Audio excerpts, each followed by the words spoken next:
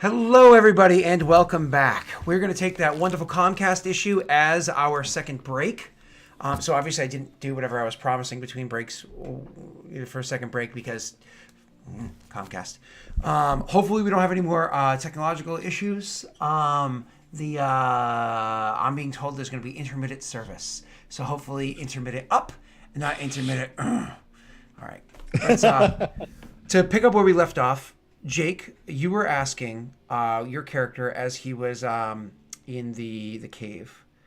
You were asking if you could like see anything. You had spoken inside Necril to see if anything kind of like spoke back or reacted. Nothing did. Nothing did whatsoever. So I was going to have you do next because you were trying to see if you could see the whole part of the cave. Blah blah blah. Mm-hmm. Is as like a means of kind of like searching through the area before you like wave the next one in or whatever. You're welcome to roll a perception check.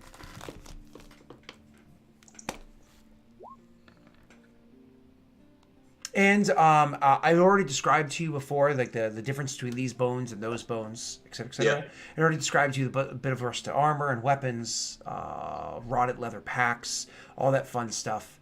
None of that stuff really, nothing else really jumps out at you. You can't really see anything there as you kind of like kick around through the bones and see stuff. Obviously, you can see that there's stuff inside the packs, but you're welcome to go through it now, and I'll gladly tell you what's there, or you can wait until the rest of the party gets here. I'll start going through it, and I'll be like, I'll just yell out over my shoulder, it's empty. Okay, so you guys hear, it's empty, and you can start like kind of filtering your way in, and you'll send the lights in ahead of you so you can see the area, and you can spread those lights out as much as you would like. Tesh, with a certain gap or whatever is confines of the spell. So make sure you can see pretty much everything inside there, and you pretty much can because of your low light vision allows that to expand outwards. It's a little bit harder for Neil, but that's fine. When you guys go inside the cave and you see like just the sheer number of littered bones in the area, maybe at first it throws you a bit off, but then you can see it's all dead, all long rotted, so on and so forth. As you guys make your way through and you do pick through the packs to see what of significance is there, let me actually point out what you end up finding. You do end up finding a couple of scrolls on the amongst the bodies. The paper is a little rotted and it's definitely fragile, but the leather packs that they were in did hold them well enough, did preserve them well enough that if you're careful with them and maybe even a little bit of magical aid, whether if you have mending or even prestidigitation or a combination of the two, would get them so fragile, but they will still function. My KBS just dropped. Am I gone? No. No, you would. Okay. And I would do a bit of prestidigitation to try and sort of clean them up a bit and make them a little bit more stable. Awesome. David. Does anybody have memorized the spell Read Magic? I have Detect Magic. That's all I have. Okay. Neil, you know the spell. That's a spell that you would always know and you can always memorize. Oh, okay. So you'll probably just memorize it overnight. So that's a cantrip, that scroll then? No. Read Magic is a spell.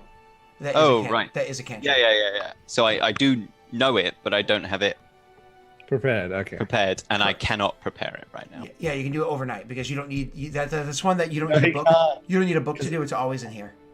Okay. I think I do need a book. Not for Read Magic. I just don't have to prepare it like mentally multiple times. All I need to do is refresh my memory from my book. No. I'm telling you, yes, you are correct, except for Read Magic. Oh, okay, cool. Yeah, that is the one exception to that rule because you need that to be able to read other people's magic should you come across them. So okay. Cool. Yeah, it's like that makes sense. memorizing the national anthem. It's like obnoxiously long and terrible, but you still know it. So cool. Let's see. All right, so you do find a couple of potions that seem to be well enough preserved. The cork again is a little bit rotted, but you can stem the rot with your spells. Same thing with those scrolls and so on and so forth. You just can't identify what the scrolls are, though maybe you can with the potions at this juncture. But also you end up finding amongst their bodies again bits of armor that are a little bit decent if properly mended to. Yeah, if properly mended to, probably has a bit of a smell to it. Even if you press digitation, you can temporarily get rid of the smell, but there would be a bit of a stay going. Oh yeah, exactly. There would be a bit of a smell should you choose to wear it, but there are better armors here that perhaps you guys are wearing. There's some weaponry, but nothing that's noteworthy, and anything that would have been made by organic material is certainly rotted, other than what was in the packs, as I had already stated. I imagine, of course, Tesh, that you do cast Detect Magic, in which case you do see the scrolls and the potions do glow with magic. But what also ends up standing out is there's specifically a pair of bracers that happens to be on one of the corpses, like right on the radius and ulna of one of the corpses, that does glow with magic as well. So, please. He would be like doing the getting ready to do the potions and the scrolls. Does Detect Magic and is like, hang on. And walks over to the bracers. So, Tries to take them off. Yep, you do take them off, and we're gonna get some in a second. You also happen to find another little pouch. This pouch is better preserved than the others, than the other leather sacks, which as you pick them up, they just kind of like tear open and everything falls out, right? But this one actually is holding well enough. Again, rot and mold on the outside, but still has its integrity. And that also seems to be glowing with magic of what's on the inside of it. I should just stop staring at my KB, and it's just going to drive me insane as I see it go up and down. Because I'm literally hard staring at it. I'm like, we're red again. So, Interesting. I usually don't have these issues. So angry. I would try to identify them, which I believe I can do because of one of my traits. Correct. Actually, I believe you can do it with literally Detect Magic on. You can make use magic device checks to identify things. Correct? Yes, unless you have something that you can use spellcraft to identify. Yeah, buddy. So why don't you roll me? Which one do you want to do first? We could do potions as a whole. We can do scrolls. You're going to need read magic for because you'll just succeed. You can do the pouch of stuff or the bracers. Which do you want to do first? I would honestly probably do the bracers first. Okay, before because I picked them up. Yeah, go on. Nope, my apologies. Before you continue, does anybody else here have a single rank out of the other two boyos? Do either of you have a single rank in spellcraft? Yeah. I don't. Okay, then you can actually lend aid in this situation to give you a +2, sir. Sweet. And I also like when he's doing this with the Detect Magic, he's got the Detect Magic on his hand, but as soon as he starts messing with the items, you see sort of little bits of runes around his eyes as well as he's sort of looking over at stuff and trying to figure out what it is. And that would be when I roll low. Still not that low, but it's low. Unfortunately, you cannot discern the significance of the bracers, the magic behind the bracers. What you do happen to notice on the bracers is that they are well formed. Clearly, they're something that's meant to be worn as some type of armor of sorts, and you do, of course, get the spark they're able to get off of them is both aberration. I said aberration. Sorry, abjuration magics. So you can kind of like feel just the protective. You can feel as you hold them that there is protection. Like you almost feel safer as you're holding these. You can almost feel a call to you as you're holding them, like they're specifically designed for somebody that is looking to defend themselves beyond just the metal aspect of them. But also you can get like there's like a soft hum or hymn that comes off of these that lets you know that the magics inlaid into them are perhaps of a divine nature as opposed to an arcane one. So unfortunately, what the details are beyond that, you don't know. But at the very least, they are well-formed bracers. Being a Perrin, I'm also going to allow you to make one more check for me, sir. Just roll me a flat intelligence check. Bloop. That's because Perrin know more about war than most others. But true to your colors, you know nothing about war. You suck It's at that happened. stuff. We slept. Yep. We had a sleep, and it happened. He called it. The other two are welcome to roll their intelligence checks instead of you just flat knowing everything. Go on then. Why not? Yeah, he would not be hiding that he's looking at this thing. One would pick it up immediately, even from across the way, with whatever it is that you're looking at or kind of picking through and maybe handing over to them or whatever. But Rayrin would also be able to pick it out himself after kind of like fiddling it for a while. I'm like, I get it. These are what you call distanta. Distanta are a type of bracer that you wear, and depending on, as long as you're not wearing too heavy of armor, it actually enhances the armor you're wearing by giving an additional +1 to your armor bonus to AC. So if you're wearing light armor and most medium armors, it actually acts as a +1 AC while wearing them, on top, and that's their mundane feature.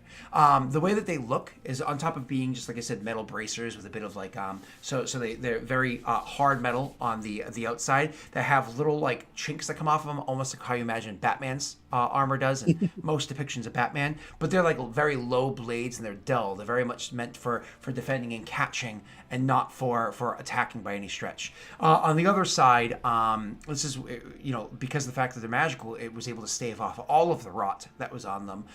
It's leather on the other side with even laces that, once again, zero, aside from wear and tear of years of use, zero wear and tear of the years that just sat here theoretically rotting, that you can lace up and put them on so they're comfortable on the inside as well as protective on the out. Okay. The next one you're going to roll for, tell me what it is and hit the die. The little pouch. Sure. Okay. Come on. Oh, that was almost a 19. It's still high, but it was almost a 19. It's a 20 total because of Neil. So, oh, yeah. So perhaps this is why Jake, when he announces what this is, your words had no effect. This is what you call grave salt. Grave salt is in fact a magical item that you can put inside of an area, almost like using it to draw a circle. There's a few doses of grave salt here that allow you to draw a circle in either like one square, maybe a bigger, like I said square, but like one circle or a bigger circle so more people can fit inside of it. That make it so it works as a sanctuary spell for undead creatures, so they cannot harm you, and you have protections against them overall. But more than that, if you use it to sprinkle across an area where there's been like some sort of massive death that happened, or if you use it in like an area with this strong necrotic magics, the likelihood of a creature coming back as an undead is far, far, far slimmer. And finally, if you actually use it as part of a proper ritual when burying a body, it actually acts as though the spell ceremony. Which makes it so it's impossible. So you know for a fact this person was bitten by a vampire. You know for a fact they will not come back as a vampire. So it has 3 different uses to it, but it's grave salt. Wow. Yep, that happens to be sitting there. And finally, roll me your check for the potions, and then we can have your RP if you care to do so afterwards. There it is. A 31. We identified all of the potions. So to identify all the potions, you happen to come across a potion. I don't know if somebody's notating this. A potion of... obviously. Oh, wonderful. A potion of Passed Out Trace, potion of Mage Armor, and a potion of Hide from Animals. Ooh. They said there are 2 scrolls that you were able to salvage from this mess as well. What was the last one? Hide animals? Hide from animals. I can go over what those spells do if you guys need me to, but I imagine the names kind of help that out. I feel like that one might be slightly explanatory. Yeah. Yeah, a little bit. You drink it and it turns you into a hide so that your friends can hide in you from animals for hunting. Or one can skin you. Oh my god. I mean, he would be very much open and saying exactly what he's learning as he's learning them about the things, putting them in like a pile next to him as he goes through them. And so once he's done, it's like, scrolls. Can I have a look at the scrolls? Would I be able to read what they are? Do I have to do a spell check for those as well? Unfortunately, this is a little bit more complicated. First, you have to roll a decipher script to even be able to read them. And then you have to roll. To identify, which you're welcome to do. That's just 2 decipher script checks. Read magic circumvents the decipher script aspect, though. Yeah, I was about to say, if he said that he's going to be able to read them tomorrow, tomorrow. He hasn't, but when you say that, he would perk up and say, "Oh, okay." There you go. Oh, my apologies. There actually is. I'm so sorry. There actually is, in fact, one more item amongst them. Actually, on the same body of the on one of the other bodies there. Literally, it's like as you were finishing up, just kind of like finishing your search about there, Jake. You end up going over to one more pack, and you go to lift up this pack, and this one's just like literally goopy, like there's some sort of nasty, sticky moss or whatever growing, like algae or something growing on it. As you pick up the pack, just like goops, so it's like slow drops to the ground as it like rips and tears the sinews. and what falls on the ground, you like almost don't want to touch it, but you kick it, nudge it a few times, and you end up seeing. That's while you're busy, of course. Oh, you end up seeing that like there's nothing in here. And then finally, you flop out of the way like one just mass of blackened nastiness, and you see there is in fact a book, and it's holding its form well enough.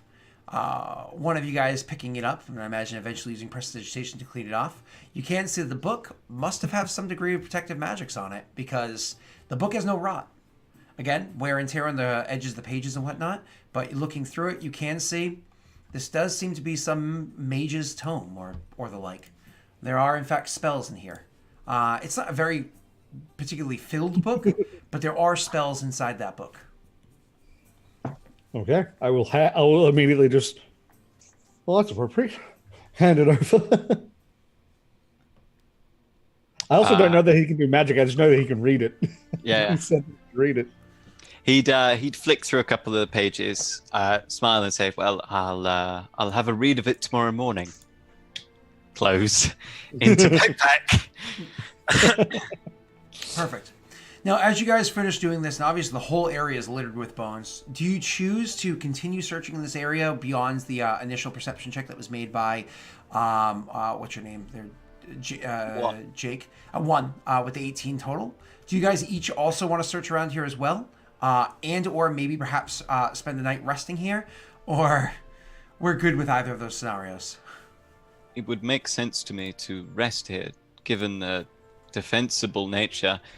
However, the previous occupants of the cave may have also thought that, so it may be worth blocking off the entrance in some aspect.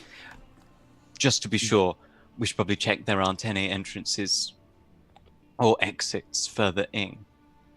They may have done exactly the same. Okay. Good point. So then you guys will, in fact, roll perception checks one more time. And because he brought up a new reason for perception checks there, Jake, maybe you should also roll as well. And then we can do that. Jake, if you'd like, you can, if you haven't rolled yet, you're welcome to do a survival check instead, because it pertains to, like, say, an entrance. Yeah, sure. Whatever you prefer. Yep, this is a wall. Yep. Nope. So you guys look about, and nothing else kind of jumps out at you. Nothing seems to be of significance here, and so you are able to eventually take your rest and relax for the evening. You all sleep and whatnot, and eat your food. Obviously, the foods that you had brought. Probably push the bones aside well enough to be safe. The next morning, Neil. Rayron is able to memorize the spell, just kind of like force it into the forefront of his mind to be able to read magics. And so he is going to do so. In doing so, he will be able to start being able to read the book, but not be able to memorize spells out of it yet. That's going to take a little bit more time. It actually requires getting familiar with their way of writing magics for you to understand it. Peculiar notation, really illogical. But, well, the good news is though it's actually written, even though it's not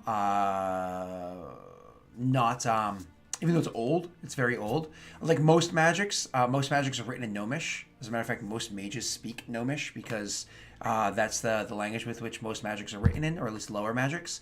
But this is a Tasian version of that. So, Tasian version of it, specifically with the a Maltese dialect or notating style. So it was very likely it was a Maltese mage or the like.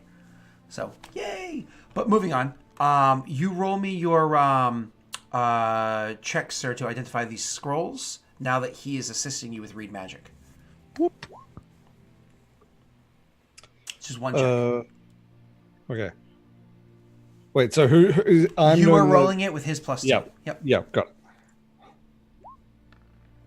Perfect. So you're able to easily identify these two scrolls. Sorry for the long-winded version of more or less saying you win. One of them is actually going to be a spell of Disrupt Link. And another one, and this is a big one. This one, it actually took you a while to discern yourself. It's actually a spell of Dismissal. It's actually a more powerful and more complicated spell than any of you have ever read before. but eventually you're able to work out the idea of what it is, which is to send a creature not from here back from whence it came. Oh.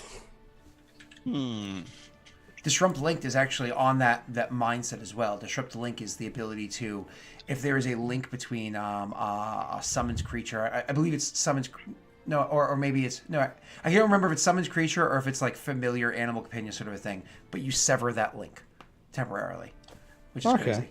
Yeah. Yes, I know, Neil. Very, very unique finite spells in this edition. I like them. I like the fact that although spells are more specific in nature, there are many more spells, so magic is broader. Yep. Yeah. Yep. Well, not knowing that he can do magic, I would start putting them back in the thing and putting them in my pack. Would you stop me?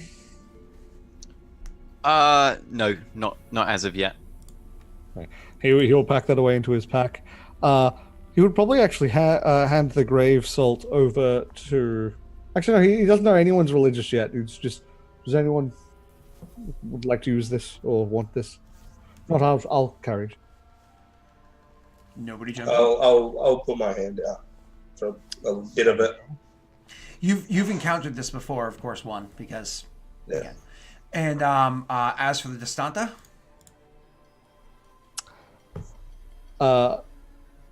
he would look to the others. Do either of you want these? I wouldn't turn it down, but Neither would I, but Place them in between them. I'll flip you for it. you're what? I said I'll flip you for it. All right, very well. I choose heads. Tails it is, and I'll flip. the coin lands on tails. I pick it up. Okay. Deal's a deal.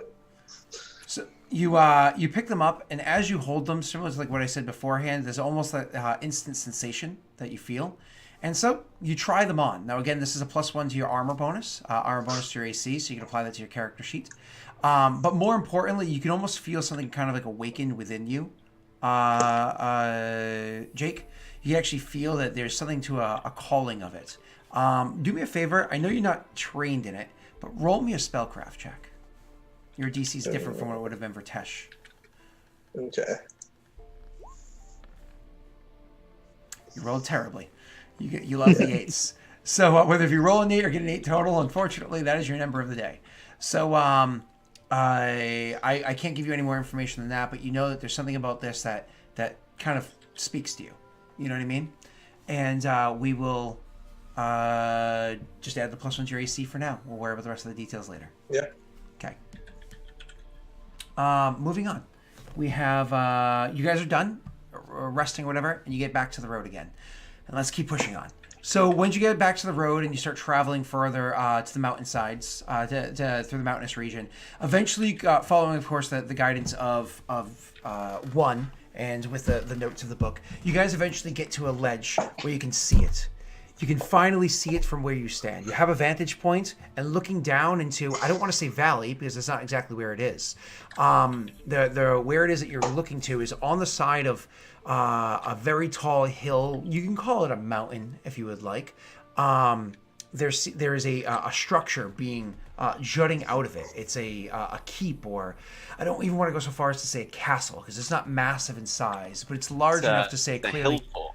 A hill fort clearly commands this area. So the side of the like rock that it grows out of, that it was built out of, clearly overlooks the valley and can easily see all of the valley there. You are on the opposite side of the valley looking down towards it. So the easiest way to get from here to there is to climb down into the valley, cross it, and go up. But obviously that leaves you, open to be seen from anything that might exist there.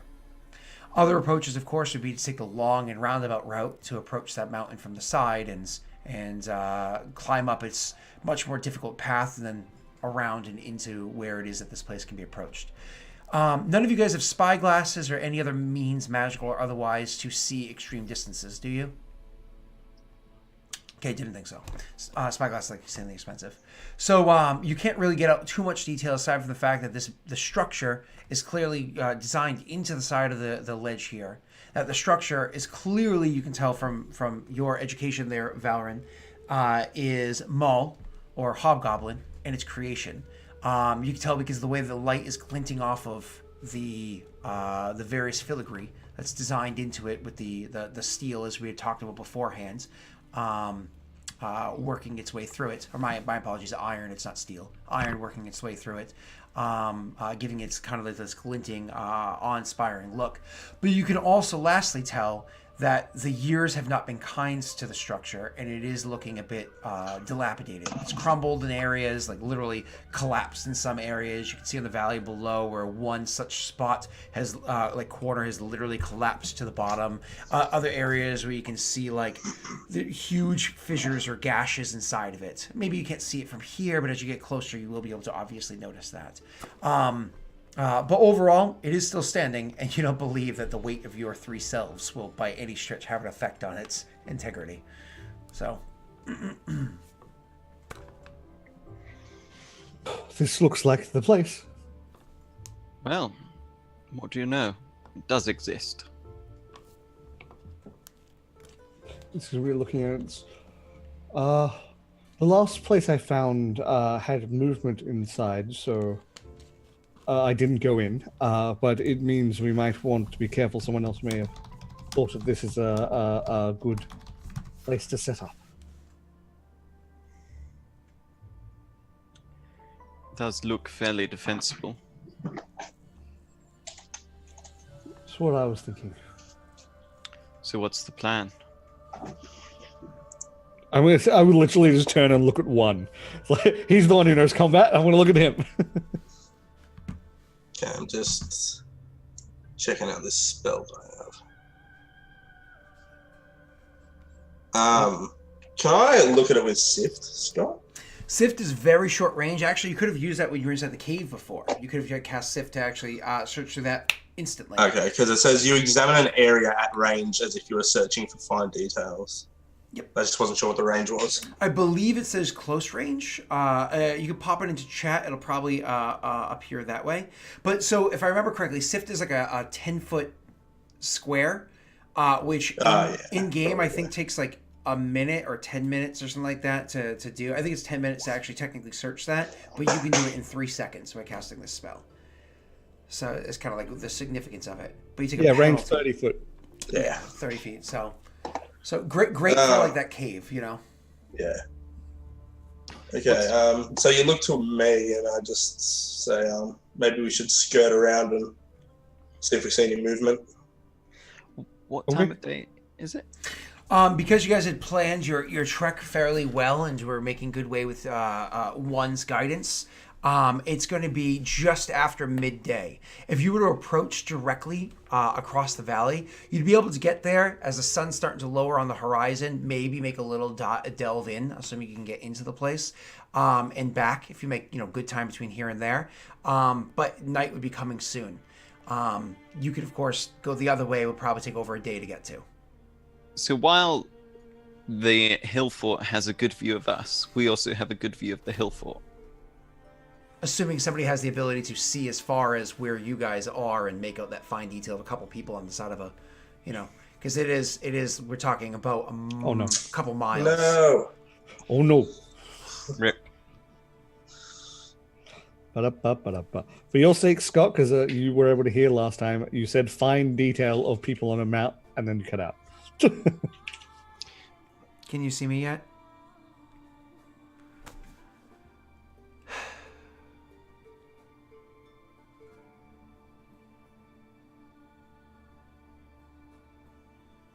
I'm just holding them for now, just because he found them. Would be like, yep, pick them up. Hey, you're back.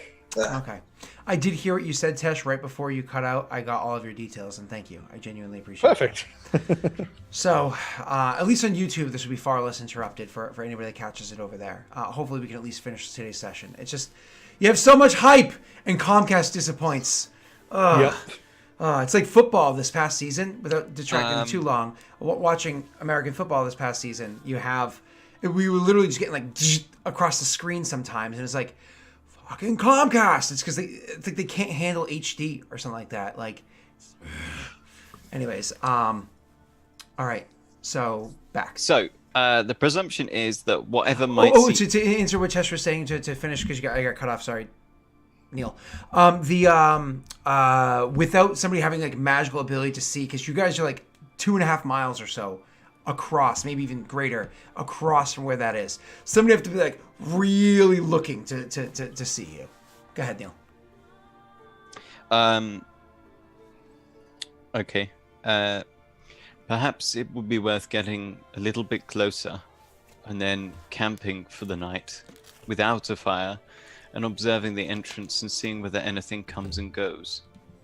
Presumably whatever would live there, if it wasn't humanoid, would come out when it is dark, as it lives there because it is dark.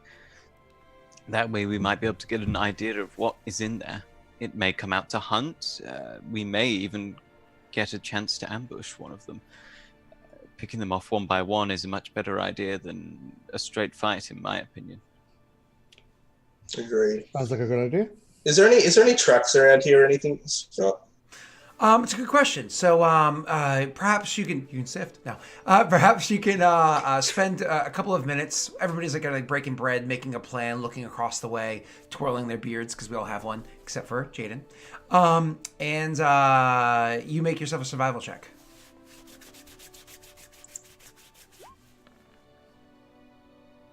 Looking about, you don't see anything other than perhaps wild animals coming through here. Nothing that jumps out at you. Okay. I'd say I don't see any tracks about, but that doesn't mean anything. Okay, so closer it is then? I think that would make sense. Get closer, observe the place for a night.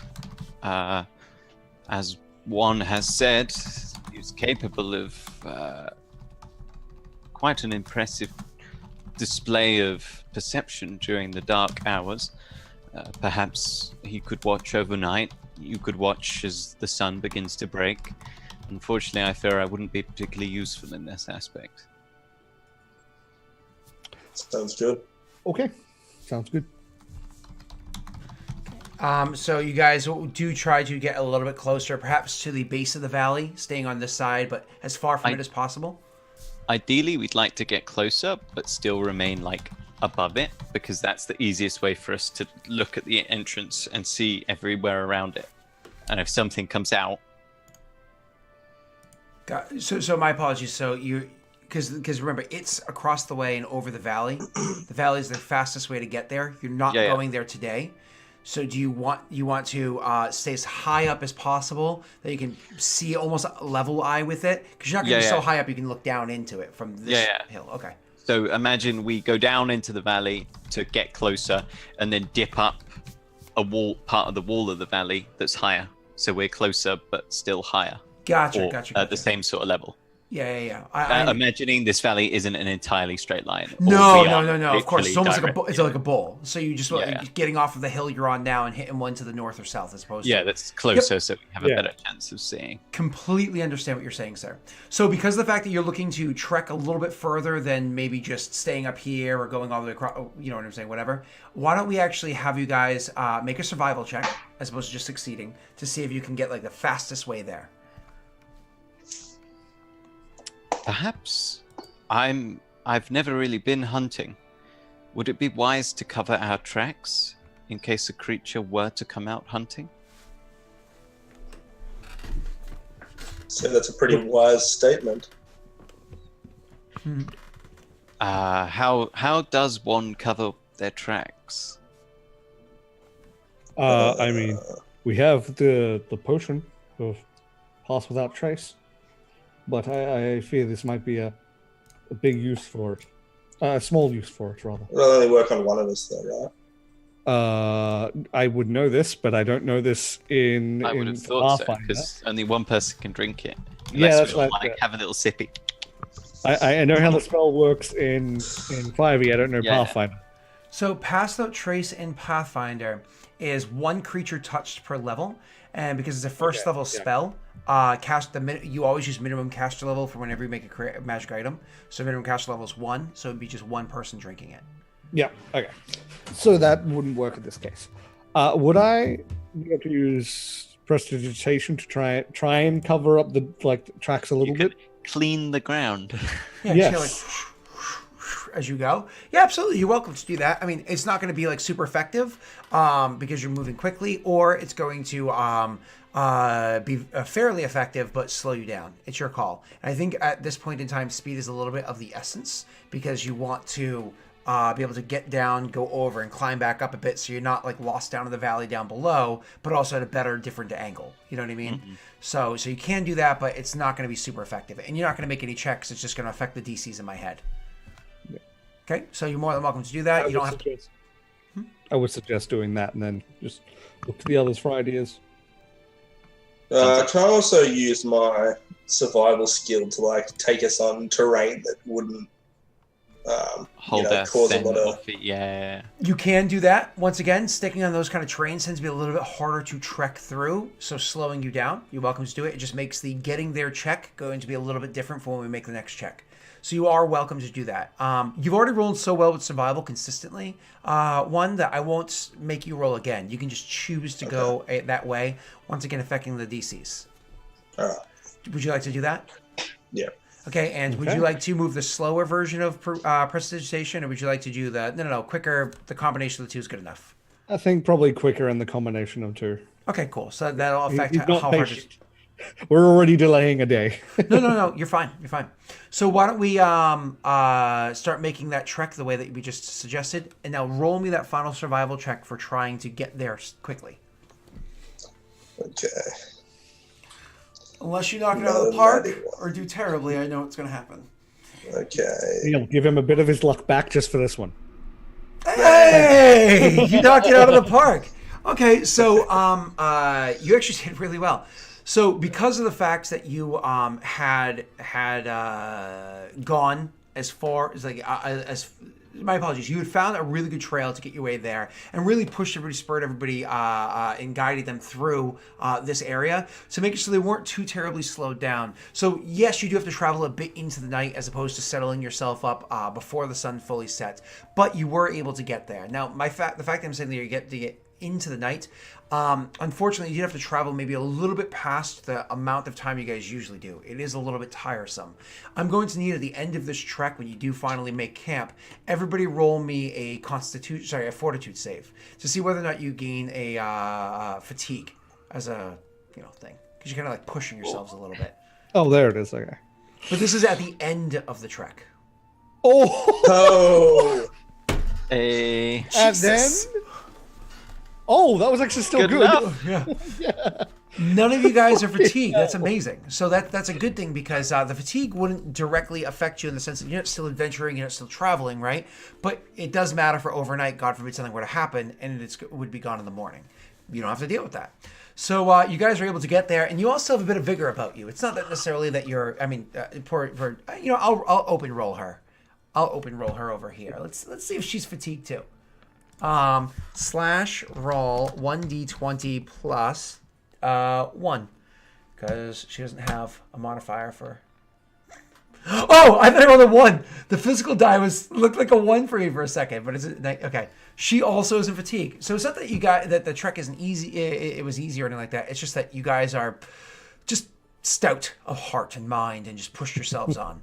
When you finally get to where it is that you're taking your break, you relax, set up camp, do everything you have to do, trying to be as sneaky as possible to not get noticed.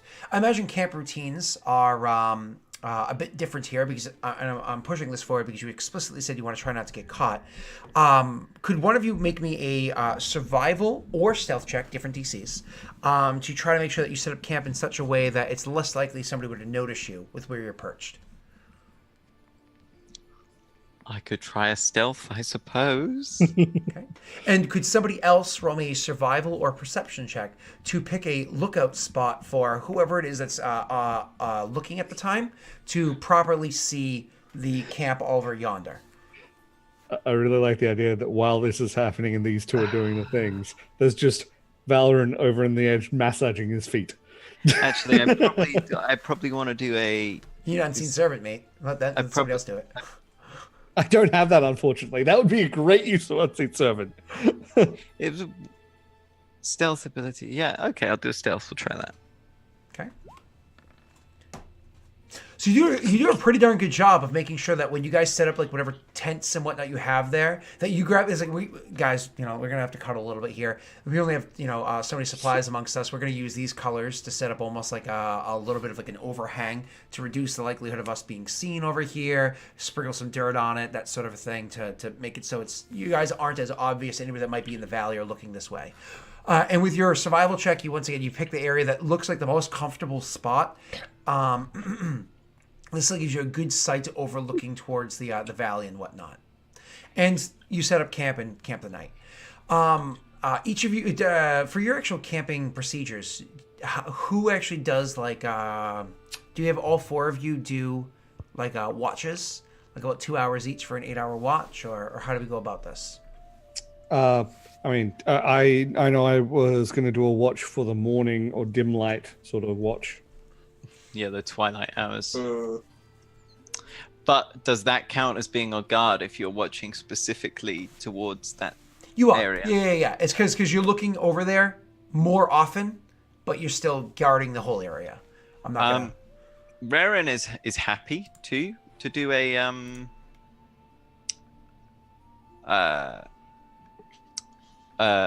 stint of watch, but he does explicitly say he will not be able to keep watch on that area. Okay. So the worst vision, so the best vision for nighttime, of course, but that's within short range, is going to be you.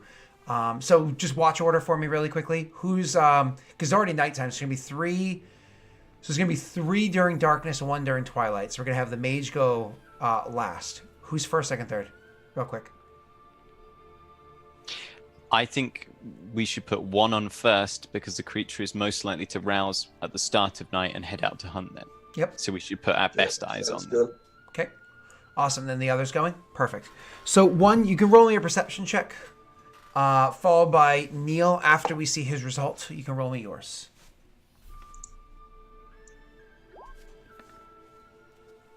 Okay, and Neil. That fat +7.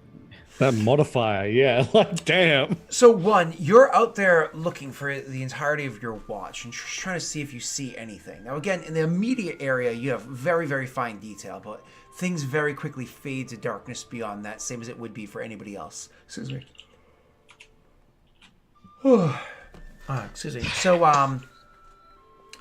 So when you're looking over in that direction, you unfortunately do not see anything coming out. But you hear the sounds of nature. You hear just the typical noises that come about the area. But you also hear a bit of a quiet that comes through the area as well. By that I mean, when animals know that they're in danger, there's just this sudden like hushness that overtakes. And that happens periodically at points in time throughout the night. But nothing beyond that are you able to gather. I imagine as you're changing the guard, you warn the next person of what you've heard and so on and so forth until we get to Neil's watch. Neil, you second or third watch, sir? Roll a d20 if it matters. Yeah, let's roll a d20. Sure. Odds or evens? 2 or 3?